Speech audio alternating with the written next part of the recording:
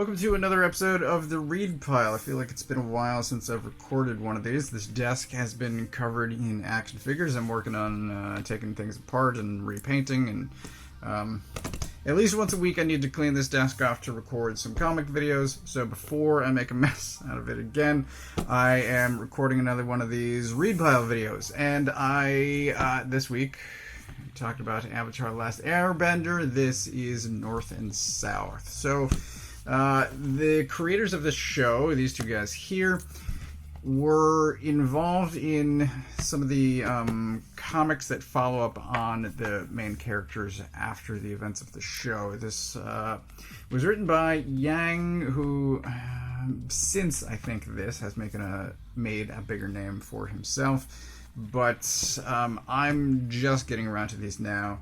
A little bit of history. I was a fan of Avatar, of Aang, and I want to say I'm struggling to remember. I might have watched it without my wife and then rewatched it with her, possibly years later, and then we watched Korra together. I think it was after Korra we were talking about some of the stuff that in between, some of the world in general, and I knew that these books existed.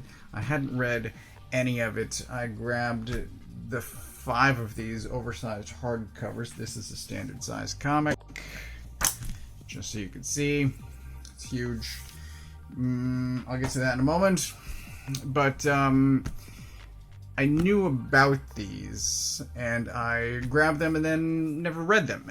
More recently, I was taking my car into the shop to get some work done. I knew that I was going to be sitting there for a long time, so I grabbed one off of the shelf to read, and it happened to be the book 5 of 5. So I'm going to read the other 4, hopefully in order, but I believe it starts with The Promise. This one's still wrapped in cellophane, but I'm going to read and possibly talk about all of the other 4 in its own video rather than doing 4 videos, because I think a lot of what I'm going to cover, I'm going to say today. It's the same creative team.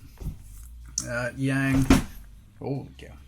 Yang is writing, and I've practiced this. I'm probably going to say it wrong. For some reason, I want to rearrange these vowels. But with art by Gurihiru. So, it's probably the only time I'm going to say it in this video, because I screwed up 3 times just trying to slowly and methodically get it right, and I still can't. I still screw it up. So, let's crack into the book itself.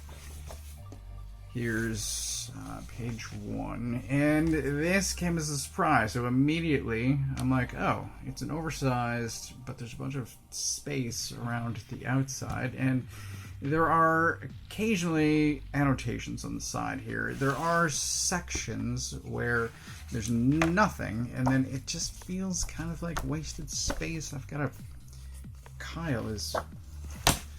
using Kyle as a bookmark. So there's whole sections where there's just nothing on either of the pages, and I'm like, why? I buy oversized hardcover so I can get edge-to-edge art, and then you're not giving me edge-to-edge art. I don't like that. This is reprinted in standard size, so it's the exact same size as if you would have gotten the original publication. It's just now collected in an oversized hardcover with a bunch of wasted space. It's fine. Some of the notes are quite good. It gives insight into decisions made. There's praise for the artists. There's notes are by both Yang and the artists. They are a team, by the way. I didn't mention that. There's 2 of them. They break up responsibilities a little bit, but the art is quite good. It's similar to, I think it's evolved from the show. So there's a bit more shading, there's a bit more detail. It's not quite as flat as the show was, but it's really good, and they handle action well. It's the same sort of... Yang's writing is spot on as far as I think the characters are concerned. Even all these years later, I can still read this and I hear it in their voices, sort of like the IDW Ghostbusters stuff. It's just, it rings true. It feels like it fits right in. There are notes about, so Yang is doing the writing, but the scripts get approved by the show creators, and they give notes to Yang, and things wind up changed based on what his annotations say about the creative process. But it's good.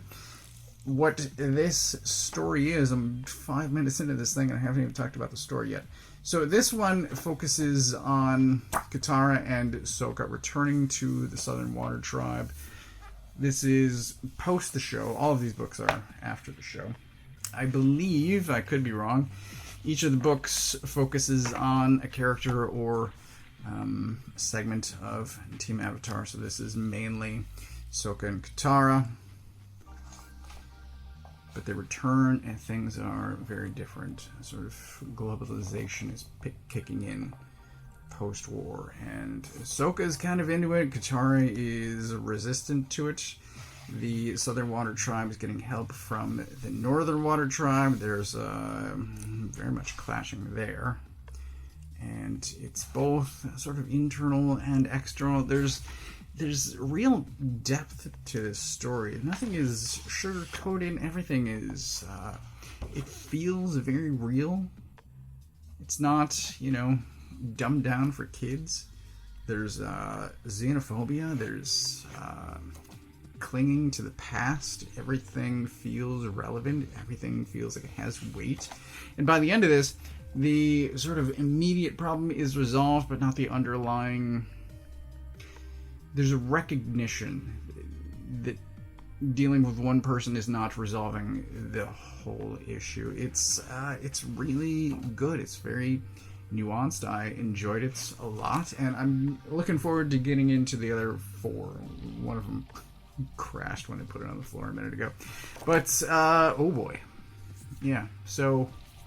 It's very good. It is highly recommended. I don't know how available these are. It's probably digital, but this one, at least the one that I've read so far, is very good, and I want to get into the other 4 right away. But highly recommended.